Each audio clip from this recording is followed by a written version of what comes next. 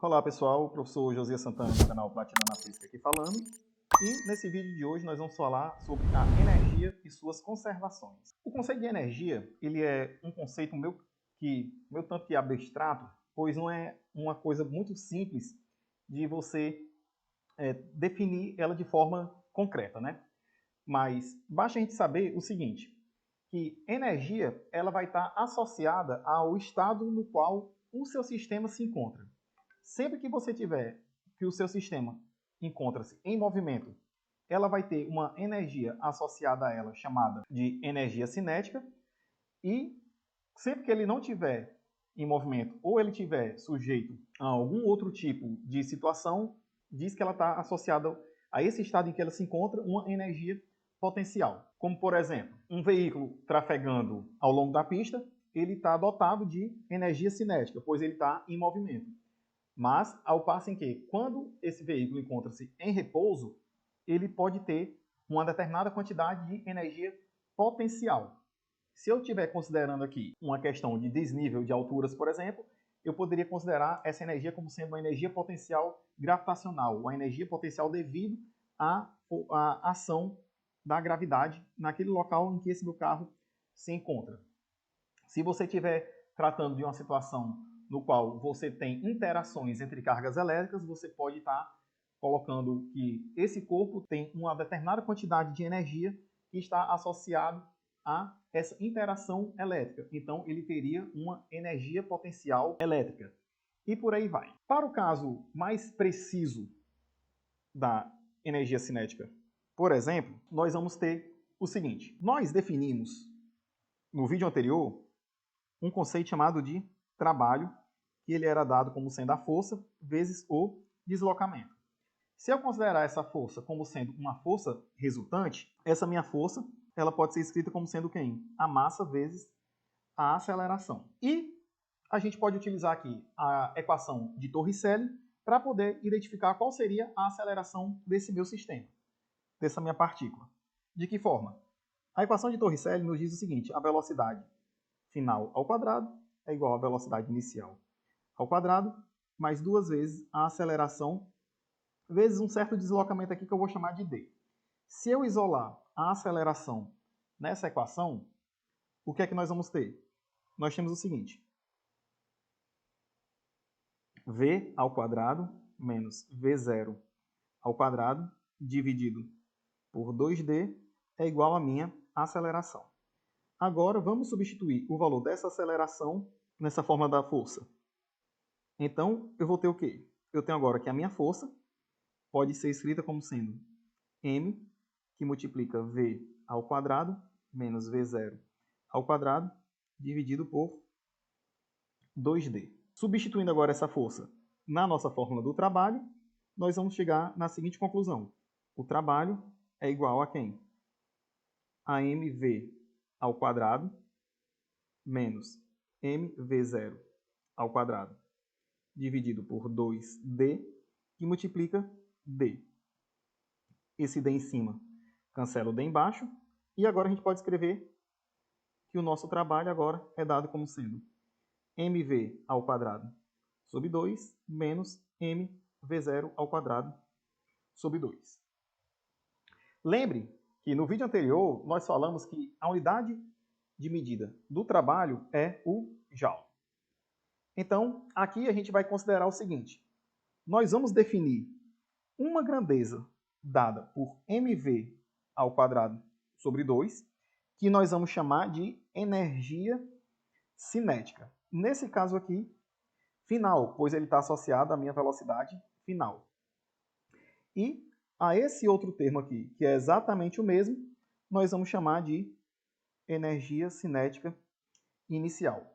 A gente aqui está chamando de energia cinética, pois como esse meu sistema está em movimento, pelo fato de você ter velocidades diferentes de zero, e como a gente tinha comentado, que sempre que o corpo estiver em movimento, a gente vai estar associando a esse corpo uma energia cinética, já que cinética está associada ao movimento. Então eu vou ter aqui que a minha energia cinética, de forma geral, vai ser dada como sendo o produto da massa vezes a velocidade ao quadrado, dividido por 2. Com isso, a gente já vai definir aqui também um primeiro teorema, que diz o seguinte: o trabalho é igual à variação da energia cinética. Uma coisa que vai ficar clara aqui também vai ser o seguinte: lembre que nós também havíamos comentado, quando falamos do trabalho, que existe um trabalho que pode ser dito como trabalho resistente ou trabalho motor. Observe que nós tínhamos dito que um trabalho motor é um trabalho positivo e um trabalho resistente seria um trabalho negativo. Se a gente associar agora esse conceito de positivo maior do que zero e negativo menor do que zero para essa nossa nova equação que acabamos de deduzir do trabalho sendo igual à variação da energia cinética, a gente vai observar o seguinte: para que o meu trabalho seja maior do que zero, a minha energia cinética final tem que ser maior do que a energia cinética inicial. E para que o meu trabalho seja menor do que zero, a minha energia cinética final tem que ser menor do que a minha energia cinética inicial. Isso quer dizer o quê? Sempre que eu tiver a minha partícula ganhando velocidade, a sua velocidade final aumentando, ela vai estar submetida a um trabalho motor.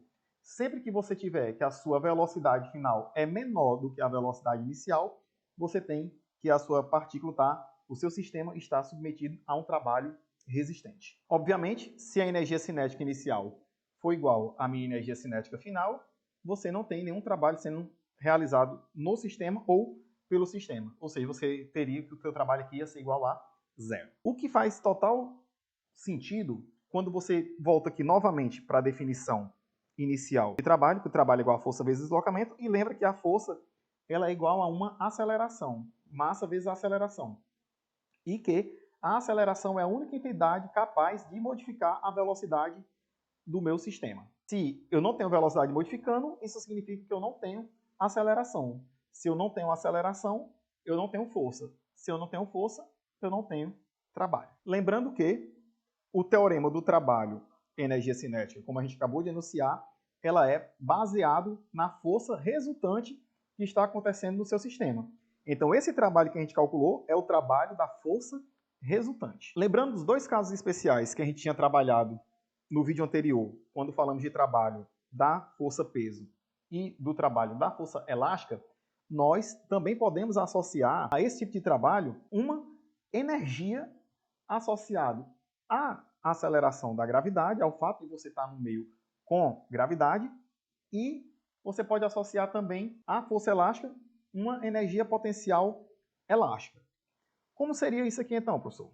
Vamos lá. Vamos considerar que você tenha uma partícula de massa m no meio que tem uma aceleração da gravidade g e que essa partícula encontra-se a uma altura h. Nós vimos que, se eu chamar aqui esse ponto lá em cima de B e esse ponto aqui embaixo de A, o trabalho para ele ir de B até A era dado como sendo mgh. Mas esse trabalho, nós acabamos de dizer também que é o quê? A variação da energia cinética. Então seria igual a energia cinética no ponto A menos a energia cinética no ponto B. Se esse corpo está sendo abandonado do ponto B, isso significa o quê? Que a velocidade dele no ponto B é igual a zero. Logo, a minha energia cinética no ponto B também é igual a zero. E com isso, nós chegaríamos na seguinte conclusão, que esse meu trabalho de B até A também tinha que ser igual a quem? A mVA ao quadrado sobre 2, que é justamente a minha energia cinética no ponto A. Mas a gente acabou de ver o seguinte, inicialmente ele estava parado. Se ele estava parado, eu não tinha nenhuma energia cinética associada a ele nesse ponto B. Mas sei que ele chegou no ponto A com uma energia cinética dada por essa fórmula. Então, isso significa o quê? Que lá naquele ponto B, esse meu sistema também tinha uma determinada quantidade de energia armazenada, de tal forma que toda essa energia que ela tinha armazenada enquanto estava parada naquela posição B se converteu em energia cinética quando ele chegou no meu ponto A.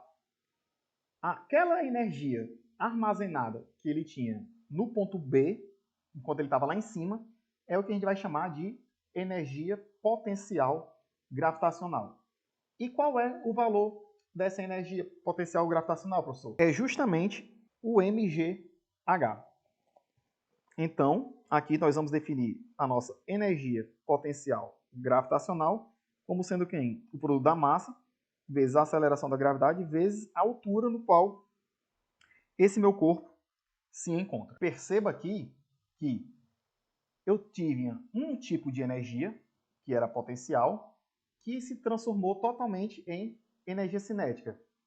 Isso porque, quando ela chega no nível do solo, você está tomando aquele ponto como sendo um ponto de altura zero.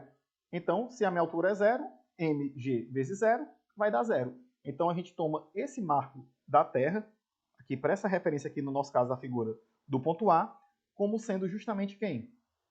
O nosso referencial para a energia potencial gravitacional. Então, sempre que a gente estiver no nível do solo, a gente vai estar considerando que naquele ponto a energia potencial gravitacional é zero. E que toda energia potencial gravitacional armazenada está acumulada por esse desnível de altura h que o meu sistema tem. Para cada valor de altura que você pegar, o m mantém-se constante, o g mantém-se constante e você vai ter como a diferenciação justamente quem? Essa altura que você está considerando. Da mesma forma, você pode fazer também a fórmula análoga para a nossa energia potencial elástica. A ideia que a gente vai utilizar ia ser exatamente a mesma. Você tem uma mola, ou você comprime, ou você distende ela, e quando você soltar, essa sua mola começa a se movimentar, e toda a energia que ela tinha armazenada na mola, na forma de 1 meio de kx ao quadrado, se converteria em energia cinética final. Então, da mesma forma análoga como a gente tinha feito a análise para a energia potencial gravitacional, nós vamos deduzir agora também a nossa energia potencial elástica, que vai ser justamente quem? Vai ser a mesma fórmula do trabalho da força elástica. Ou seja, a nossa energia potencial elástica ela é dada como sendo 1 meio de kx ao quadrado. Tendo esses dois tipos de energia novas definidas, energia cinética como sendo 1 meio de mv ao quadrado e a energia potencial gravitacional como sendo mgh e a nossa energia potencial elástica como sendo 1 meio de kx ao quadrado, nós vamos definir agora também o seguinte. Observe que, em todos esses casos que a gente estava tratando, nós consideramos aqui, nesses dois exemplos, forças que a gente tinha dito conservativas.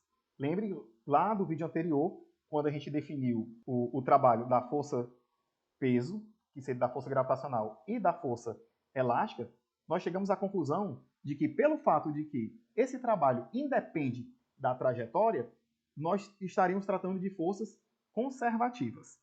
Se essas forças são conservativas, o que é que vai acontecer com a energia? Essa minha energia vai ter que ser conservada. Durante todo o meu trajeto, durante toda a minha análise da situação que está acontecendo, eu não tenho energia sendo criada, nem energia sendo dissipada. Eu não tenho energia sendo criada, nem energia sendo perdida. O que eu tenho é um tipo de energia se transformando no outro tipo de energia. No primeiro caso que a gente tinha, considerado lá aquela diferença de altura quando a partícula estava caindo, você tinha aqui uma energia potencial gravitacional se transformando em energia cinética. No segundo caso que foi comentado aqui, da mola comprimida, o que é que acontece? Você tinha que na mola estava armazenada uma energia potencial elástica e após você soltar o sistema, ele começar a se movimentar, toda aquela energia potencial elástica estava sendo convertida em energia cinética. Então você tinha energia potencial se transformando em energia cinética. Mas você pode ter também um caso contrário, em que você teria que toda a sua energia cinética iria ser convertida em energia potencial. E a isso a gente vai introduzir agora um novo conceito que vai ser quem? A nossa energia mecânica e a conservação da energia mecânica. Dependendo do sistema que você for tratando, você pode ter ou energia cinética, ou energia potencial manifestada de alguma forma, ou você pode ter um mix das duas. Você pode ter tanto energia potencial quanto energia cinética. Um exemplo em que você teria um caso em que você teria as duas situações poderia ser aqui um bloco subindo ou descendo uma rampa sem atrito. Como eu estou tendo variação na altura, você tem energia potencial gravitacional. Como o fato dele estar subindo ou descendo essa rampa vai fazer com que ele tenha uma determinada velocidade, você também vai ter a sua energia cinética. Então, a partir daí, a gente vai definir quem? A nossa energia mecânica, que ela é dada como sendo quem? A soma da energia cinética mais a energia potencial. Lembre que sistemas conservativos, a gente vai ter sempre que a nossa energia mecânica vai ser conservada. E a partir daí a gente tem uma outra definição que vamos utilizar, que é o princípio da conservação da energia. Se eu estou considerando um sistema no qual está atuando apenas forças conservativas, eu não tenho perda de energia nesse meu sistema. Então, toda a minha energia mecânica tem que ser conservada. Isso significa o quê? Se você pegar um ponto inicial desse seu sistema para analisar, toda a energia que ele tiver nesse ponto, toda a energia mecânica que ele tem nesse ponto, tem que ser igual no segundo ponto que você considerar. Toda a energia mecânica que você tem na situação inicial tem que ser igual à energia mecânica da situação final. Mas, professor, isso implica que eu tenho que ter o mesmo valor de energia cinética e o mesmo valor de energia potencial no começo e no final? Não.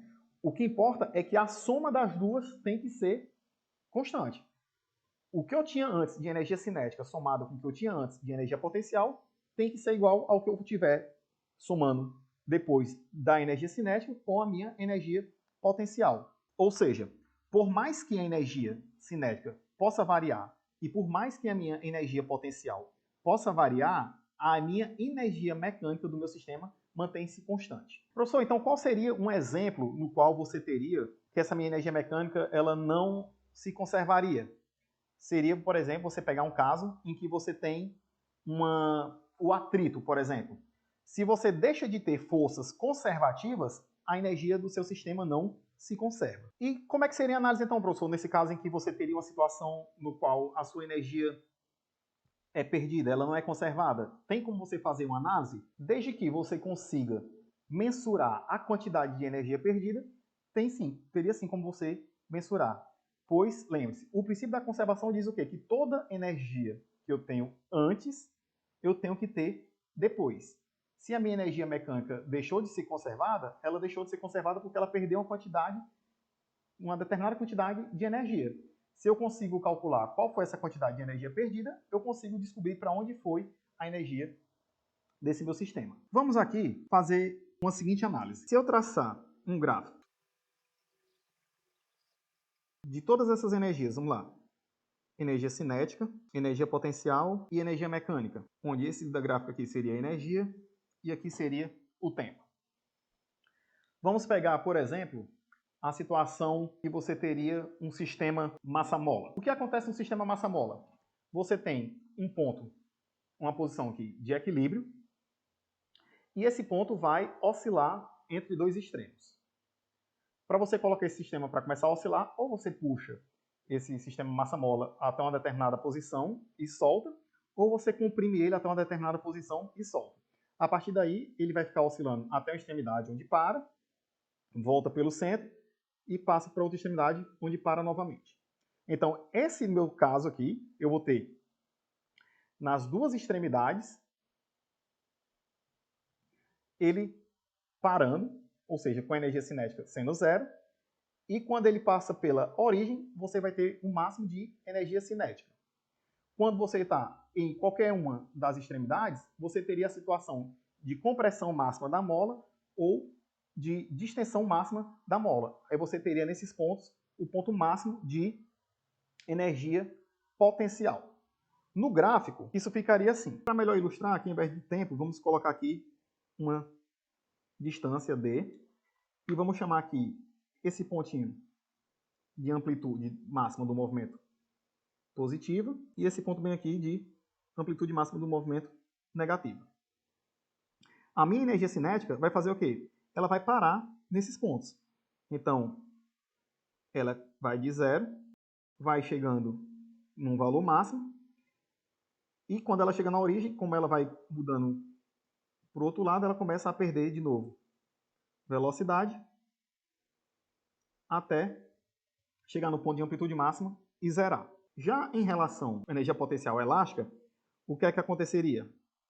Ela começa com seu valor máximo, aí a mola vai relaxando até chegar na origem onde ela está com o máximo de relaxamento, tendo toda a energia potencial igual a zero, e a partir daí ela volta de novo a crescer até chegar no seu ponto máximo. Você tem, ora, energia potencial se transformando em energia cinética e, ora, energia cinética se transformando em energia potencial.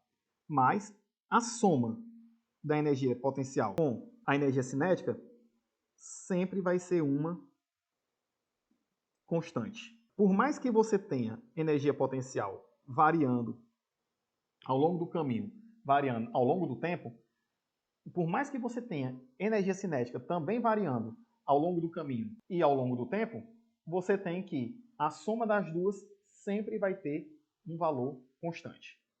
Aqui você está tendo, por exemplo, nesse gráfico aqui, o diagrama da energia cinética, potencial e mecânica para um sistema aqui, massa-mola, onde essa minha energia potencial vai estar associada justamente a quem? A nossa energia potencial elástica. Agora, no caso em que você não tem atuando no seu sistema apenas as forças conservativas, o que isso vai implicar? Nós já conversamos aqui que se eu não tenho no meu sistema apenas forças conservativas atuando nele, esse meu sistema não se conserva.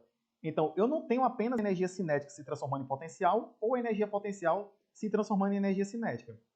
Quando você tem outras forças atuando no seu sistema, que a gente vai chamar aqui de forças dissipativas, como, por exemplo, a força de atrito, a força de resistência do ar, você vai fazer com que o seu sistema comece a perder energia devido a esse atrito ou devido a essa resistência do ar, por exemplo. Então, se eu tenho a energia sendo transformada agora em outra coisa que não é nem cinética nem potencial, que coisa é essa então que essa energia está se transformando? Uma coisa muito comum que você tem é a transformação da energia em energia térmica. Um exemplozinho aqui prático para você ver isso é o seguinte: você pega suas mãos e você atrita uma com a outra. Você vai perceber que a sua mão começa a ficar aquecida. Isso significa que a energia cinética que você está imprimindo aqui ao movimentar as suas mãos está se transformando em calor, em energia térmica. Ou seja, o calor é uma manifestação da energia que está sendo dissipada pelo fato de eu estar tratando aqui um sistema que não tem apenas forças conservativas atuando nele. E qual seria o significado físico dessa energia que está sendo perdida? Seria justamente o trabalho que está sendo realizado por essas forças dissipativas. No caso da energia térmica em si, quando você está na parte de calorimetria, é muito comum você utilizar a unidade de medida para a sua energia térmica como sendo a caloria, e não sendo o joule, onde uma caloria ela equivale a 4,1868 do joule. Obviamente, existem também outras unidades de medida para a grandeza da energia, principalmente quando você está tratando desses sistemas não conservativos. Você, por exemplo, se você pegar o seu ar-condicionado, ou pegar o ar-condicionado do local que você trabalha, alguma coisa assim, você vai ver que lá ele não tem a energia do seu ar-condicionado, do seu split, associada a joule nem a caloria. Lá você vai ver que ele está associado lá ao BTU, que é o British Thermal Unit. Você pode, por exemplo, também ver outros sistemas onde você vai estar tendo que analisar, por exemplo, a fração da energia luminosa, ou a porção da energia nuclear que o seu sistema está tendo. Então, existem outras formas, outras unidades de medida que você vai poder ter para contabilizar a sua energia, que vai depender justamente do sistema que você está considerando. Bom, pessoal, esse vídeo vai ficando por aqui. Espero que vocês tenham gostado desse vídeo. Qualquer dúvida, crítica ou sugestão, você pode deixar aqui nos comentários ou lá nas minhas redes sociais. E no próximo vídeo a gente vai vir também com alguns exercícios para a gente poder ver, de fato, ter uma melhor compreensão e ver a aplicação de todas essas formas que nos foram apresentadas. Até a próxima!